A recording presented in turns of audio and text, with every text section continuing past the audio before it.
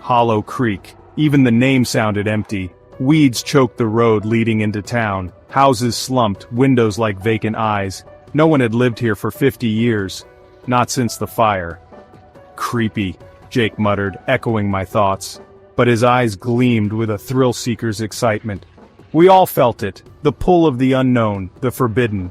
Hollow Creek was strictly off-limits, that's what made it irresistible. It had been Lisa's idea, as always. She was fearless, our ringleader. "Dare you to spend the night in Hollow Creek," she'd challenged, tossing her hair with a smirk. None of us could back down. Not from Lisa, not from a dare. The late afternoon sun cast long shadows as we walked down the deserted main street. Our laughter felt loud, unnatural in the heavy silence. We were like actors on a stage waiting for the curtain to rise on a horror show. The library was the most intact building. Dust caked the shelves, books splayed open like fallen birds. A faded newspaper clipping fluttered on a table, its headline proclaiming "Fire engulfs Hollow Creek, many feared dead." Below it someone had scrawled in faded ink, "They never left. The fire trapped their souls." A shiver ran down my spine. Just kids trying to scare each other, I told myself.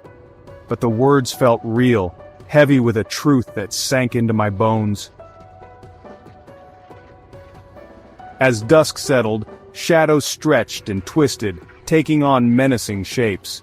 The wind picked up, whistling through the broken windows of the houses lining the street. It sounded like whispers, like moans, or maybe that was just our imaginations.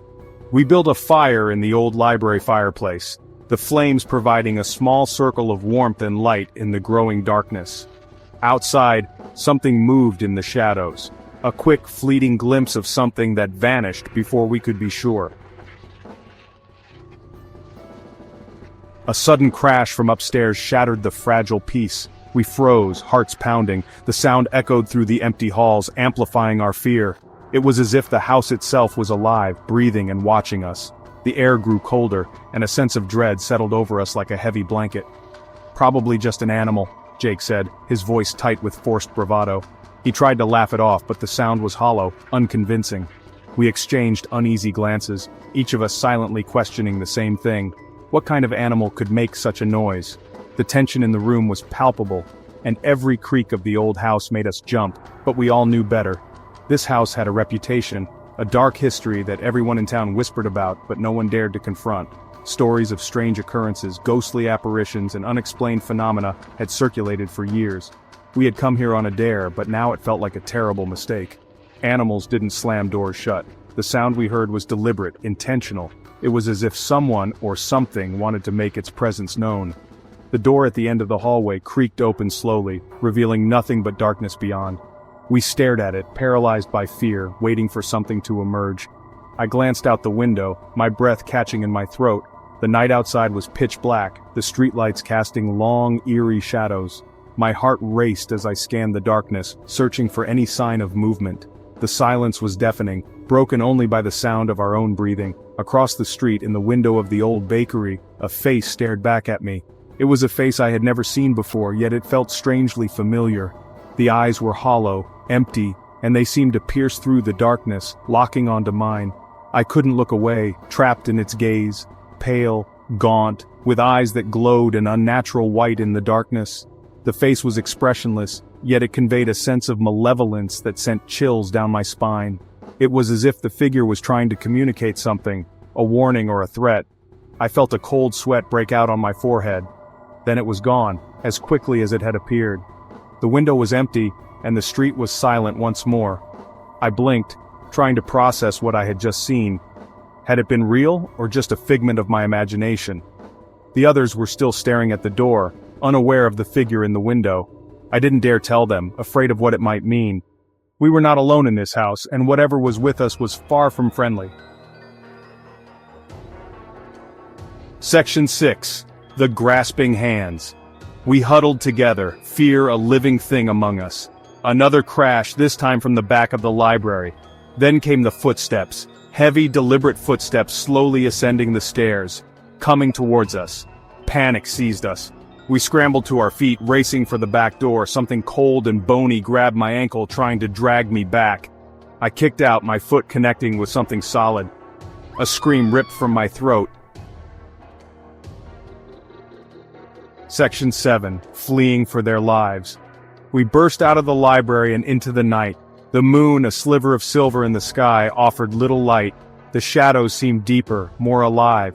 They reached for us, grasping, pulling. We didn't dare slow down, not even to catch our breath. The sound of our own ragged breathing and pounding footsteps was lost in the roar of blood in our ears. Behind us, the laughter echoed, chilling and cruel. Section 8. The Price of Curiosity. It was a night that none of us would ever forget. The air was thick with an unsettling silence, broken only by the occasional rustle of leaves and the distant hoot of an owl.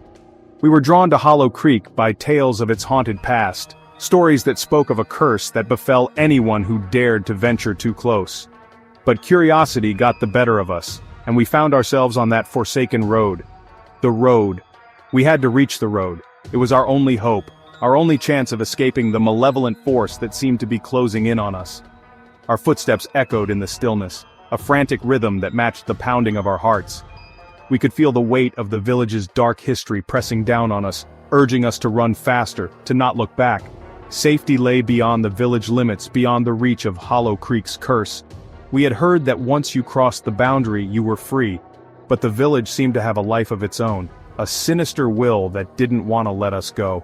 The trees loomed like silent sentinels, their branches reaching out like skeletal hands, trying to pull us back into the darkness.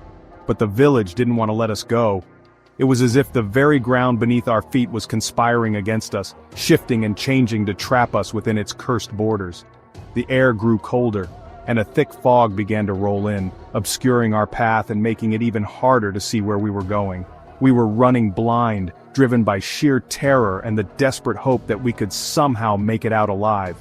The shadows clung to us, thorns tearing at our clothes, our skin. Every step was a struggle, every breath a painful reminder of the danger we were in. The forest seemed to come alive, its branches and thorns reaching out to ensnare us, to drag us back into the heart of the village. We could hear whispers in the wind, ghostly voices that seemed to mock our efforts to escape. Lisa screamed. She stumbled, falling to the ground. Her cry pierced the night, a sound of pure terror that sent chills down our spines. We turned back, our hearts sinking as we saw her lying there, her face pale and her eyes wide with fear. She tried to get up, but the ground seemed to hold her down, as if it had a grip on her that it refused to let go. We stopped, pulling at her, urging her to get up.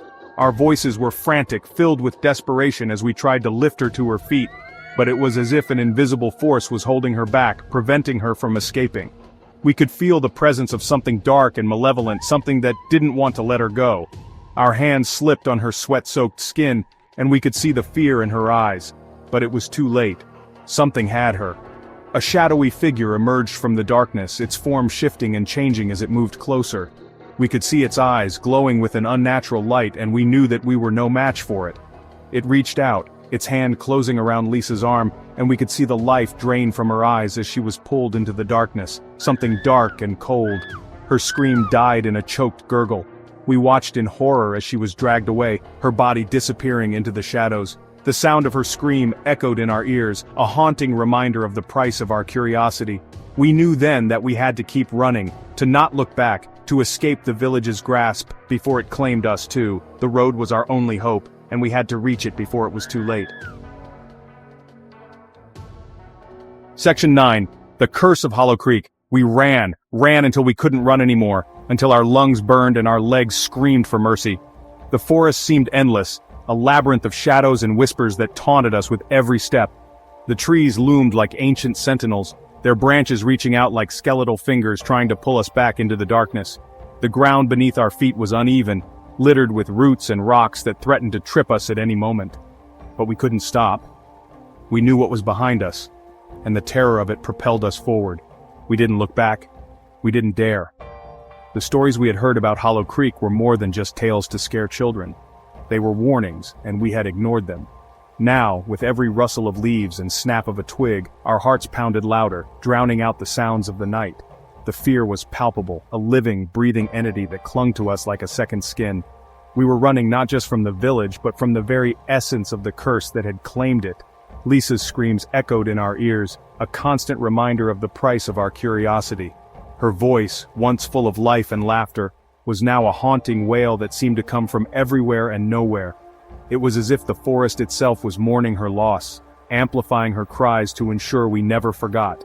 Each scream was a dagger to our hearts, a reminder of our failure to protect her. We had ventured into Hollow Creek seeking adventure, but what we found was a nightmare that would haunt us forever. Hollow Creek had claimed her. The village, with its crumbling buildings and overgrown streets, was a place out of time, a relic of a past best forgotten. It was as if the very air was thick with sorrow and regret, the remnants of lives lost to the curse. The villagers had once thrived here, but now their spirits lingered, trapped in an eternal cycle of despair. We had seen the shadows moving in the windows, heard the whispers in the wind, and felt the cold touch of unseen hands. Hollow Creek was alive, and it had taken Lisa as its own. The village held its secrets close, guarded by the spirits of those who had perished in the fire. The flames that had once consumed Hollow Creek had left behind more than just charred wood and ash. They had awakened something ancient and malevolent, a force that now watched over the village with a jealous eye. The apparitions we saw were not just echoes of the past, but guardians of the curse, ensuring that no one escaped its grasp. We had trespassed on sacred ground, and now we were paying the price. We had been warned. Now we knew the truth. The legends of Hollow Creek were not just stories, but a grim reality that we had foolishly walked into. Our faces, pale and drawn, reflected the horror of what we had witnessed. The shock was etched into our expressions, a permanent reminder of the night we would never forget. We had lost more than just a friend. We had lost our innocence, our belief that the world was a safe place. The curse had changed us, marked us in ways that would never heal. The curse of Hollow Creek was real. It was a living, breathing entity that fed on fear and despair. The village sign, once a welcoming beacon, now stood as a grim reminder of the fate that awaited those who dared to enter.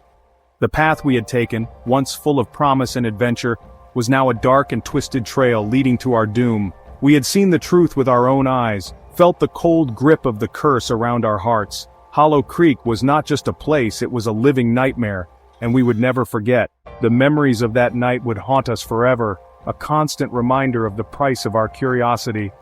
As we walked away from the village, our steps heavy with sorrow and fear, we knew that we would never be the same.